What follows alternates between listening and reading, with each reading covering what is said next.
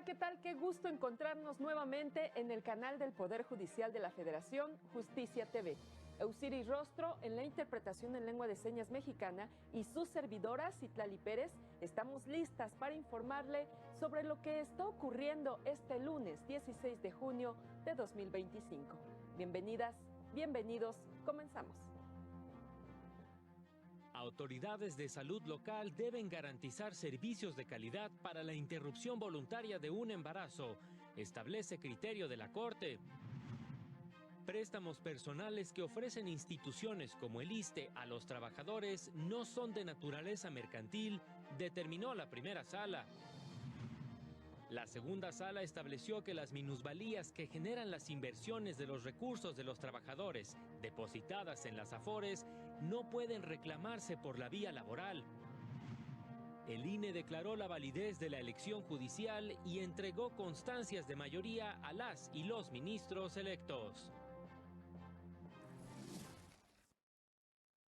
Y para iniciar vamos con Jesús Daza, quien nos tiene el resumen de un criterio que estableció el Pleno de Ministras y Ministros en torno a la interrupción voluntaria de un embarazo. El Pleno de la Suprema Corte estableció como criterio que las autoridades administrativas locales del sector salud, de conformidad con sus competencias, están obligadas a implementar, difundir y organizar los servicios de salud para garantizar el derecho a la interrupción voluntaria del embarazo. Dicha obligación, explicó, se desprende del deber de garantizar los derechos a la salud y a decidir de las mujeres y personas gestantes, en términos de los precedentes que ha establecido el Alto Tribunal, en los que ha dotado de contenido el derecho a la salud en relación con el derecho a decidir de las mujeres y personas gestantes. De dichos criterios destaca que para que puedan ejercer efectivamente su derecho a interrumpir de manera voluntaria su embarazo, es indispensable que existan servicios médicos seguros, disponibles, accesibles, aceptables, asequibles, respetuosos y de calidad. Precisó que derivado de estos derechos y de la interpretación realizada en estos asuntos, las autoridades locales del sector salud tienen la responsabilidad de garantizar servicios que aseguren el acceso al aborto electivo o voluntario. Este criterio lo estableció al resolver una contradicción de criterios entre tribunales colegiados de circuito. Con información de José Luis Guerra García para el canal del Poder Judicial de la Federación.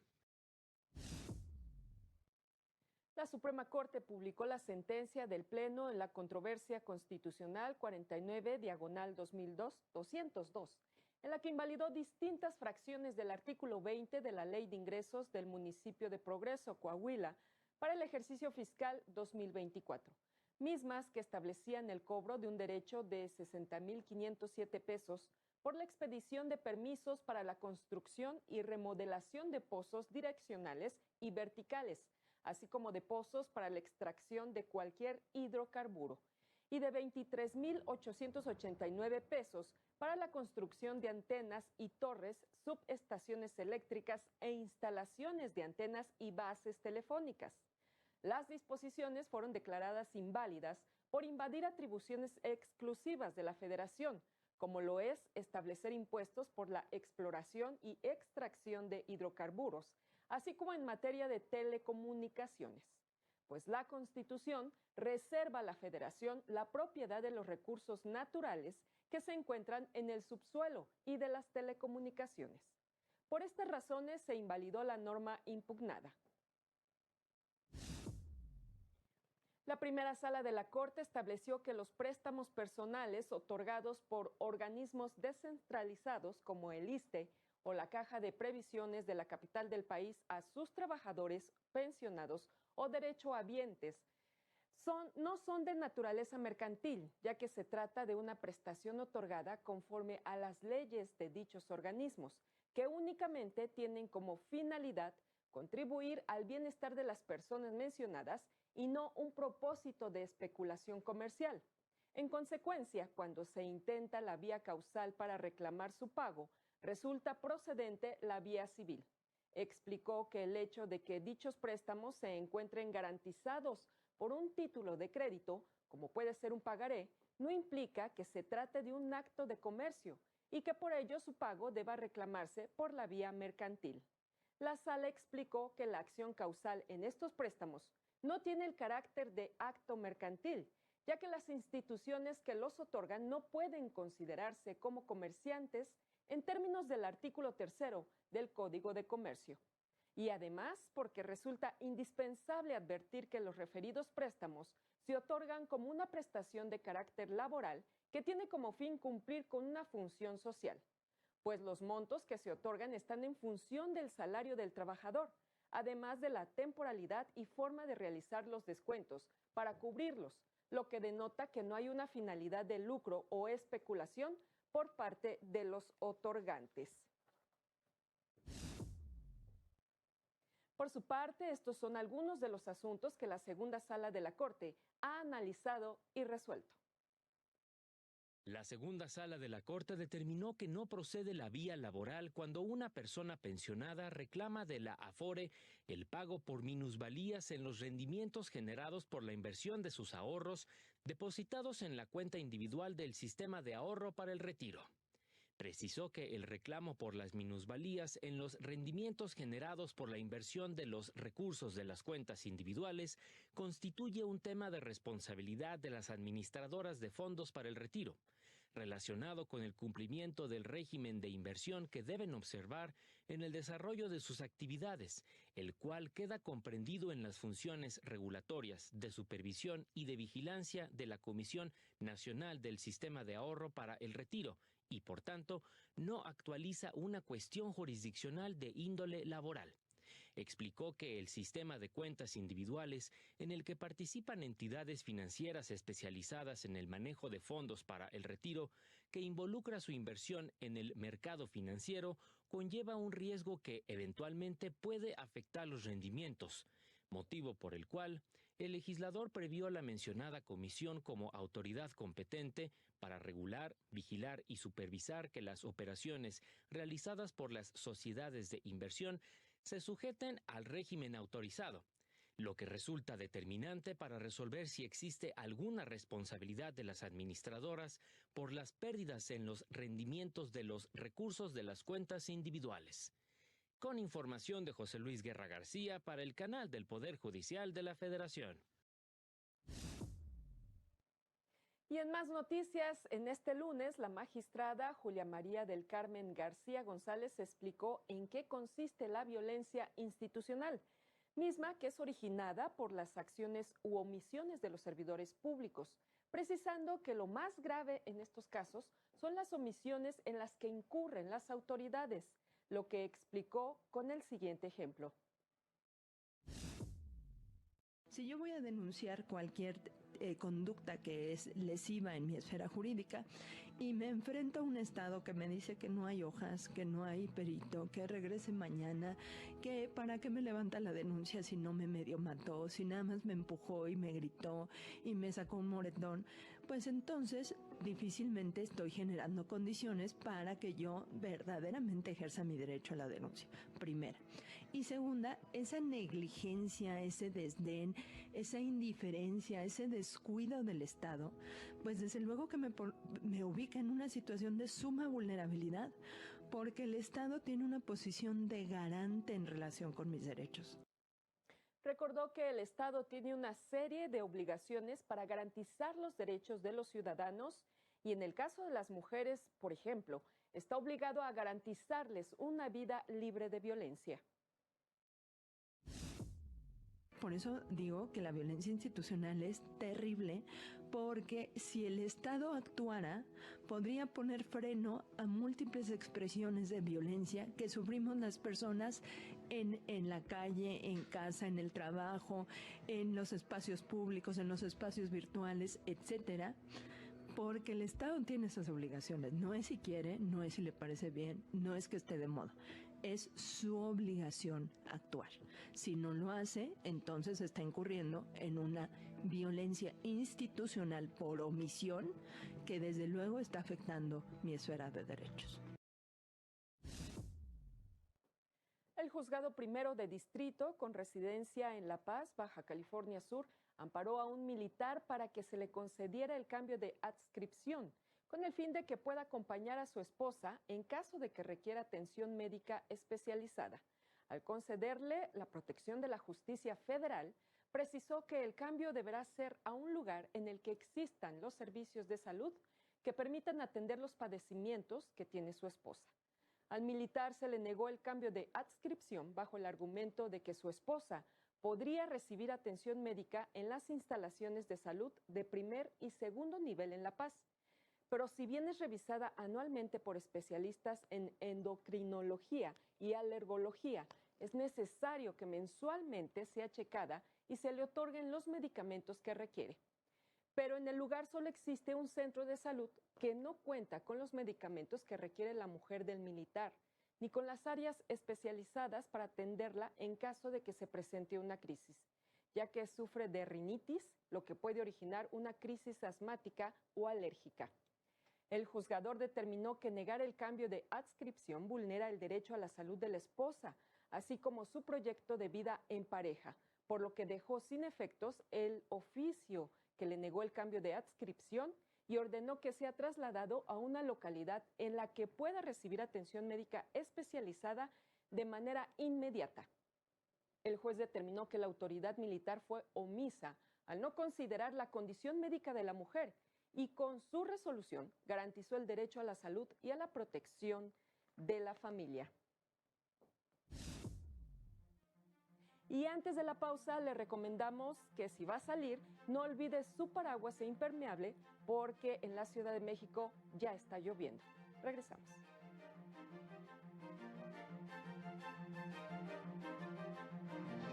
Al regresar, la nueva integración de la Corte reivindica la división de poderes y fortalece la independencia, aseguró el ministro electo Hugo Aguilar.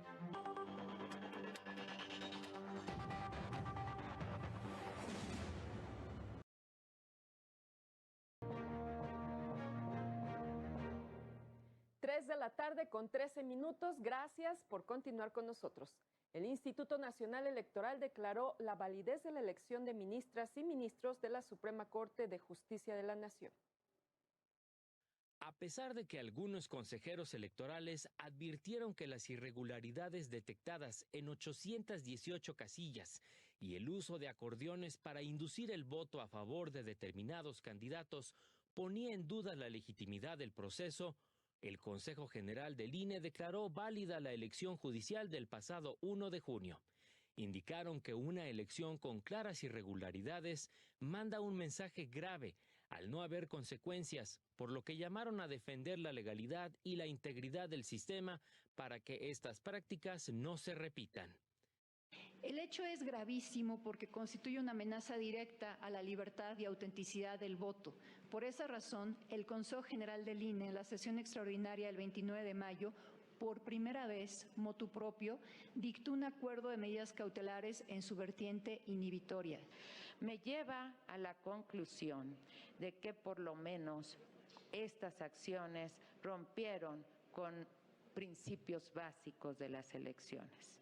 Me refiero a la autenticidad del proceso electoral, a la equidad, a la certeza.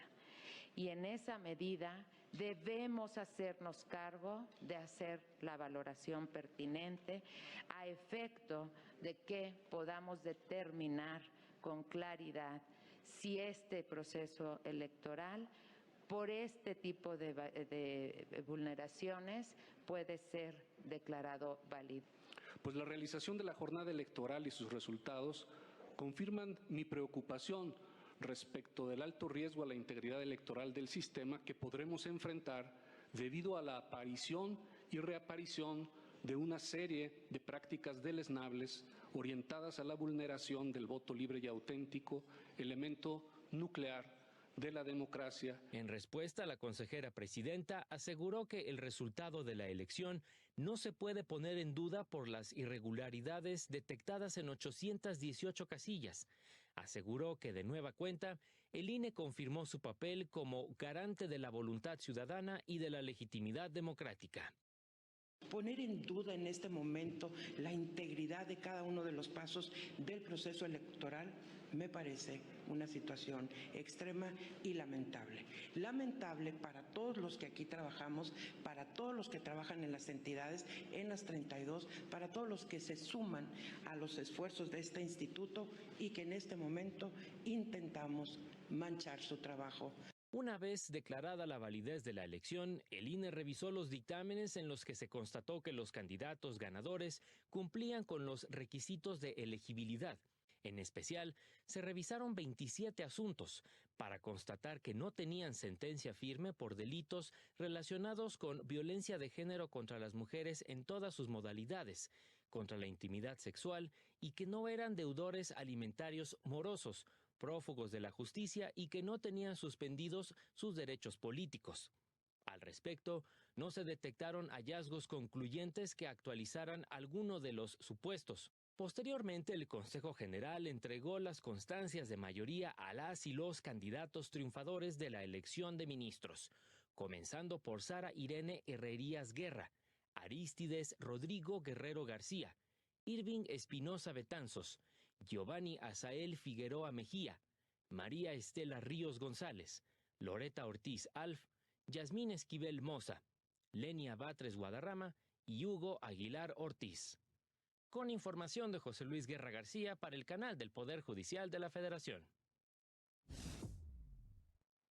Y durante la entrega de las constancias de mayoría a las y los candidatos ganadores de la elección de ministros, la secretaria ejecutiva del INE, Claudia Arlet Espino, entregó a Hugo Aguilar Ortiz, quien obtuvo la mayor cantidad de votos en esta elección, una constancia en su lengua materna, es decir, en mixteco.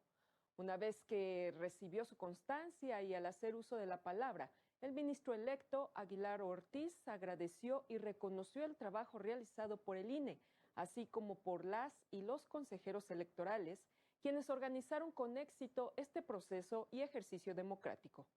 También agradeció a las y los ciudadanos que participaron como funcionarios de casilla y a quienes ejercieron su derecho al voto. Su primer mensaje lo realizó en su lengua materna y después en español. Hoy, con esta constancia, toma cuerpo la voluntad popular cuyo mandato debemos cumplir quienes recibimos la confianza en las urnas para integrar la nueva Suprema Corte de Justicia de la Nación. Conforme al mandato constitucional, esta Corte surge del pueblo, se debe al pueblo y al pueblo habrá de rendir cuentas en cumplimiento de la mayor expresión de democracia que como mexicanos nos hemos dado y que está plasmado en el artículo 39 de la Constitución Federal. Al superar el modelo anterior, donde los integrantes de la Suprema Corte de Justicia eran electos o designados por los otros dos poderes, gana la democracia. Se reivindica la división de poderes y se fortalece la independencia judicial.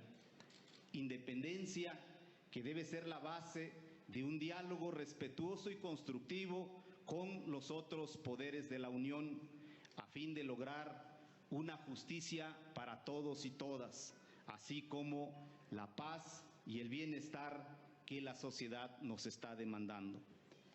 Hermanas y hermanos, en este momento histórico, estimo importante señalar que tendremos una Suprema Corte de Justicia guiada por los principios del Estado de Derecho, del pluralismo jurídico y el acceso pleno a la justicia.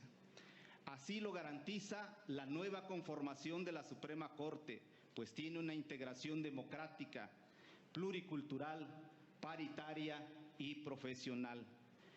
Aprovecho para convocar a todas y todos quienes conforman el Poder Judicial para que se sumen a esta nueva etapa de la justicia, una etapa donde la honestidad, la transparencia, la pluriculturalidad, la diversidad y la igualdad sustantiva serán nuestros objetivos centrales, una etapa donde la corrupción, el nepotismo, la discriminación, el clasismo no tendrán lugar. El Tribunal Electoral dio a conocer el proyecto del magistrado Felipe de la Mata Pizaña, con el que propone resolver el recurso de revisión del procedimiento especial sancionador interpuesto por Dante García Román, recurso en el que solicita revocar la decisión de la Unidad Técnica de lo Contencioso del INE, que desechó la queja que presentó en contra del expresidente Vicente Fox Quesada, Ricardo Salinas Pliego y el periódico Reforma por difundir mensajes en redes sociales y publicar notas que buscaban inhibir la participación ciudadana en los comicios judiciales del pasado 1 de junio, durante la veda electoral. Dicha unidad desechó la queja al no advertir que se pudiera configurar algún delito electoral o se violentara el marco normativo en la materia.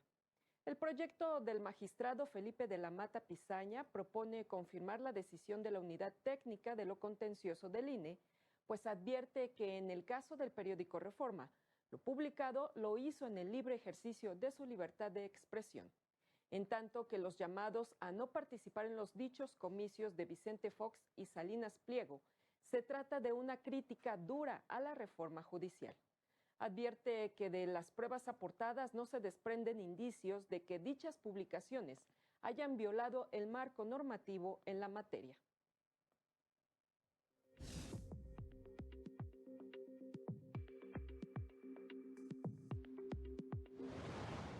Trabajadores del Poder Judicial de la Ciudad de México denunciaron irregularidades en la reelección de la dirigencia sindical.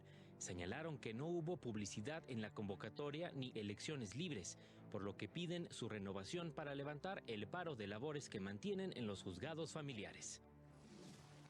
El Centro de Mecanismos Alternativos de Solución de Conflictos del Poder Judicial de Campeche llevó a cabo el servicio itinerante en la comunidad de Nuevo Progreso en Ciudad del Carmen para atender y brindar información a la población sobre la resolución de sus conflictos a través de la mediación. El Poder Judicial de Jalisco participó en la primera sesión ordinaria de la subcomisión para poner fin a toda forma de violencia contra niñas, niños y adolescentes para dar seguimiento a las políticas públicas orientadas a su protección implementadas desde los 3 órdenes de gobierno. Magistradas, magistrados, juezas y jueces en materia civil de Querétaro sostuvieron una reunión de trabajo para intercambiar puntos de vista sobre criterios jurisdiccionales, con el propósito de fortalecer la impartición de justicia.